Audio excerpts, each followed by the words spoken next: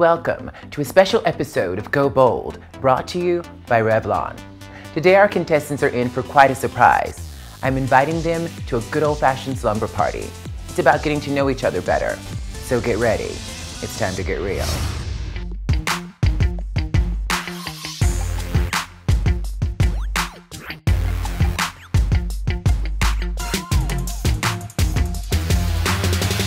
Hello, ladies. Good to see you again. How are you feeling? Great. Ready to go. Really nice room. Now, it's one thing to have a great idea, but engaging people to believe in your idea is a true key to success.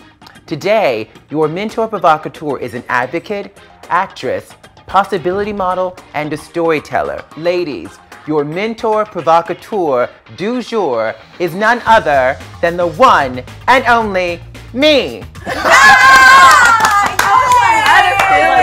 I was like, this sounds just like I think when we share our stories and speak truthfully about who we are and what our experience is, it gives other people permission to do the same thing. It allows people to connect with us in a more human, more profound way. The process for me of going after my dreams with no rule book, it's been scary. I've been rejected a lot. I've been told, no, you can't do this. Before I booked Orange is the New Black, I was seriously considering going back to grad school. I kept going because I really just love what I do. I've loved working with Revlon. This is a wonderful opportunity for these women. I'm really excited about getting to know the ladies better and encouraging them to get to know themselves better. Now ladies, up until this point, we've put you through some pretty tough challenges. So today I thought we could have a little fun. We're going to hang out here in the penthouse suite at the W Hotel and order a little room service, play some games, and pamper ourselves a little with some fabulous Revlon cosmetics. Most of all, we're going to get to know each other a lot better. Alrighty? You probably know a little bit about me, but I've very much created my own path. There wasn't a black trans woman, doing exactly what I wanted to do. I've had to very much make my own rules. I think at the end of the day, that's what we all have to do. We have to create our own path. So I actually want to start with you, Christina. And I love your idea for the new quote. What I'm missing from you is you. And I'm missing from you your struggle. Where do we start? Yeah. Well, that's actually a really good point that you bring up, because we've always had to deal with a lot of adversity. There was always like a lot of racial tension, and I've had to learn how to navigate all of that and be very comfortable with who I am. Christina is very well spoken, and she's very articulate, and she's really smart. But I very much have been wanting to get a sense of who Christina is as a human being beyond her intellect. And I feel like she has walls up and doesn't fully let people in. I love everything you're saying, but I still feel like I'm not getting you. I'm not getting your heart. And your heart is what's really gonna sell it to people. I've just always had to do so much on my own, and being weak wasn't an option. It's very hard for me to let people in. I do not trust people. So I couldn't just be whatever. I had to be very on and very put together. Something more vulnerable than pursuing your dreams. There's nothing more vulnerable than starting your own business and putting yourself out there. And that story is what's gonna connect people with the brand, to connect with your customers. Right. It was really interesting to hear her say, yeah, we connect on a human level. We wanna hear that personal side. It's always great to share and be real. Jayla. I had a breakthrough moment with you when you talked about your struggles with your weight. Talk to me a little bit about that journey for you. I was always a big girl. I was chunky, chubby. You would hear, oh, she's so pretty. You can't date her though, because she's fat. So it was really hard for me to understand that. And the hardest part is the world didn't even bother to ask. Nobody ever bothered to ask why. Why are you fat? Jayla, to me, has been the most sort of revelatory when it comes to her own personal story. And I feel that there is an emotional connection there, but it almost feels like she might be going in too far in the emotional direction. We figured out at one point that I had a thyroid problem. Everybody was just like, well, this is who you have to be. This is what you need to look like. And I said, I don't care what anybody in this world says. I am beautiful. And from then on, I was happy with who I was for once in my life. Because you made a decision internally and said, I'm gonna be happy. I wasn't gonna let anybody bully me anymore. One of the things you have to do is let people see the struggles and the pain and the hurt you've been through. What you consider a weakness might be strength for somebody else. Hey, Bridget. I feel like your brand is is really clear, and I feel like your customer is really clear. Bridget is really interesting to me, and I find her really to be visionary in a lot of ways, but sometimes her presentation gets a little wonky. What I've been concerned about is when it's time for you to talk about it. What happens in those moments for you?